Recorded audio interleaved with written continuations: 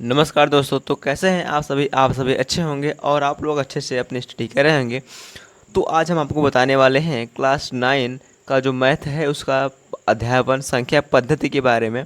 तो आप यहाँ पर जो हम बताएंगे प्रश्नावली 1.2 के क्वेश्चन नंबर 2 और क्वेश्चन नंबर 3 को एकदम आसान तरीके से बताने वाले हैं।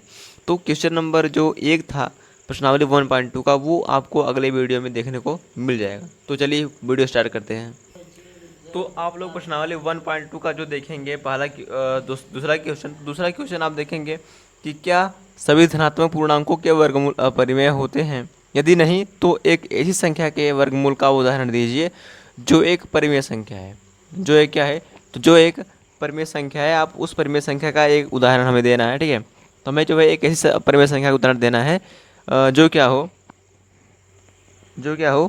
जिसका जो वर्गमूल हो वो मतलब आसान तरीके से निकल जाए। देखिए भाई साहब, अब यहाँ पर पूछ रहा है कि क्या सभी धनात्मक पूर्णांकों के वर्गमूल अपरिमेय होते हैं। तो जैसे क्या करेंगे, यदि हम संख्या रेखा पर पूर्णांकों को दर्शाएं तो आप जानते ही हैं कि दाहिनी तरफ की जो संख्याएं होती हैं वो धनात्मक पूर्णांक के रूप में मानी जाती हैं, और जो बाएं तरफ की जो संख्याएं होती हैं वो ऋणात्मक पूर्णांक के रूप में मानी जाती हैं। तो क्या ले लें, इस धनात्मक कोई संख्या ले लें। ठीक है, यहाँ पर कह रहा है धनात्मक पूर्णांक। जैसे कि अगर हम कोई धनात्मक पूर्णांक क्या ले लें, 4 ले लें। अब अगर आप लोग 4 का वर्गमूल निकालेंगे तो कितना हो जाएगा? 2 हो जाएगा आराम से। करड़ी में 9 ले लें, इसका आप वर्गमूल निकालेंगे तो आसान तरीके से कितना हो जाएगा? 3 हो जाएगा। ठीक है, क्या ले लें, करड़ी में 16 ले लें, इसका वर्गमूल निकालेंगे कितना हो जाएगा? 4 हो जाएगा। तो ये सब क्या है? ये सब हमारे धनात्मक पूर्णांक माने जाएंगे। ठीक है, इसे क्या माने जाएंगे? हमारे धनात्मक पूर्णांक माने जाएंगे। इसके बाद क्या करेंगे हम लोग, ये हमारे धनात्मक पूर्णांक माने जाएंगे। अब यहाँ पर क्या ले लें, करड़ी में 25 ले लें, करड़ी में 25 ले लें। अब इनका वर्गमूल निकालने कितना हो जाएगा? इसका वर्गमूल हो जाएगा 5। तो आप समझ सकते हैं कि सभी धनात्मक पूर्णांकों का जो वर्गमूल निकल के आ रहा है वह एक परिमेय संख्या है। देखिए, 2, 3, 4, 5, 36 ले लें। 36 का वर्गमूल कितना होगा बताइए? 6 होगा। तो ये जो 2, 3, 4, 5 और 6 ये जो संख्याएं हैं, ये क्या है? ये एक परिमेय संख्या के रूप में लिखी गई हैं। ठीक है, ये जो है अपरिमेय संख्या नहीं है।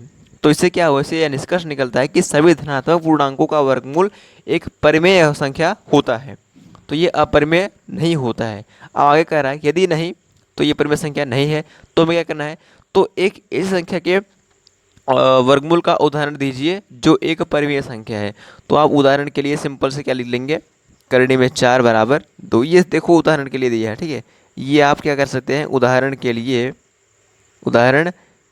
क्या कर सकते हैं, आप लोग इसे लिख सकते हैं। ठीक है, तो इसी प्रकार से आपका जो क्वेश्चन नंबर 2 है ये समाप्त हुआ। अब चलते हैं क्वेश्चन नंबर 3 पर। तो आपका जो क्वेश्चन नंबर 3 दिखाई दे रहा है यहाँ पर, देखिए कि दिखाइए कि संख्या रेखा पर करड़ी में 5 को किस प्रकार निरूपित किया जा सकता है। अब आइए हम इसे हल करते हैं।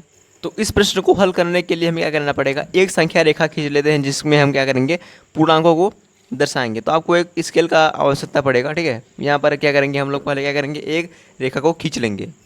तो जैसा आप लोग चित्र में देख रहे हैं कि यहाँ पर हम क्या किए हैं, एक संख्या रेखा खींच करके उसमें सभी पूर्णांकों वाली संख्याओं को दर्शा दिए हैं। मतलब आप देखेंगे कि ये जो है ये बाएं तरफ की संख्या है, ये दाएं तरफ की संख्या है, ये हमारा शून्य है। ठीक है, अब क्या करेंगे, इसको जो है हम समकोण बनाने के लिए करड़ी में 5 दिया है, तो करड़ी में जो 5 ये करीब है 2 के। ठीक है, अब क्या करेंगे, हम 2 पर क्या करेंगे, एक रेखा खींचेंगे, क्योंकि जब 90 अंश का कोण बनेगा इसके लिए। ठीक है, देखेंगे कैसे बनेंगे। देखिए, जो आप रेखा खींचेंगे वो 2 और 1 के जो इतनी बीच की दूरी है, उसी बीच की दूरी को आप माप करके ये रेखा को खींचेंगे, इस रेखा को खींचेंगे।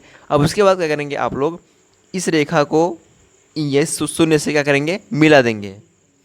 तो आप देख रहे हैं कि हमने क्या किया, इससे शून्य से मिला दिया। अब इसका नाम क्या रख दें, ए रख दें। इसका नाम क्या रख दें, बी रख दें। ठीक है, इसका नाम भी रख देते हैं। अब इसके बाद क्या करते हैं हम लोग, यहाँ पर एक जो चाँदा होता है, यहाँ पर क्या करते हैं, इसे रख करके यहाँ से क्या करते हैं, एक चाप लगा लेते हैं।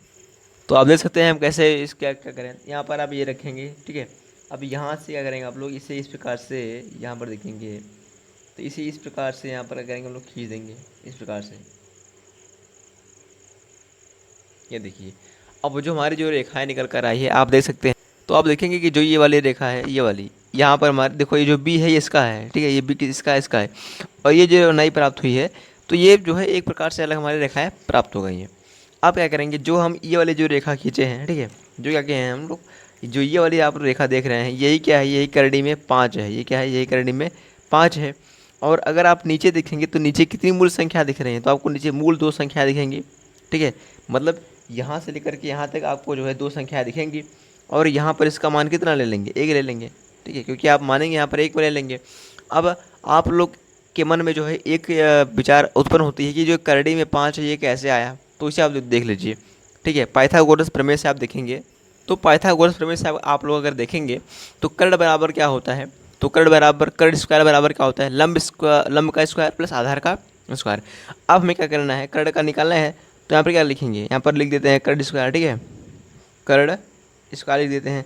अब आपका जो लंब दिया है, लंब देखेंगे कितना दिया है, तो लंब जो दिया है भाई साहब वो आपका कितना दिया है, बताइए कितना दिया है लंब आपका, 1 दिया है, ये हमारा क्या है, लंब है ना, तो इसे क्या मानेंगे, 1 ले लेते हैं यहाँ पर। मतलब क्या करेंगे हम लोग, 1 का स्क्वायर कर देंगे, प्लस में हमारा जो आधार है वो कितना है, जो आधार है वो 2 है, तो 2 का क्या करेंगे, स्क्वायर कर देंगे। मतलब देखिए जो ये इसके नीचे का ये आधार है, इसके बगल का लंब है, इसके बगल का कर्ण है, तो ये हमें याद करना है, क्योंकि करड़ी में 5 कैसे आते हैं याद करना है। तो क्या करेंगे, अब यहाँ पर लिख लेंगे कर्ण स्क्वायर बराबर जब 1 का स्क्वायर करेंगे तो 1 हो जाएगा, प्लस जब 2 का स्क्वायर करेंगे कितना हो जाएगा, 4 हो जाएगा, ठीक है। अब यहाँ पर अगर हम कर्ण ले लें तो बराबर क्या करेंगे, तो ये जो स्क्वायर है ये क्या होगा, जो 1 और प्लस में 4 है ये रूट के अंदर आ जाएंगे, मतलब जब इसे जोड़ देंगे तो 4 1 5। तो इस प्रकार से जो करड़ी में 5 है वो प्राप्त होता है, ठीक है, इस प्रकार से जो करड़ी में 5 वो क्या होता है, प्राप्त होता है। तो इसी प्रकार से आपका क्लास 9 का जो मैथ है पार्ट 1 संख्या पद्धति का प्रश्नावली 1.2 आज कंप्लीट हो चुका है।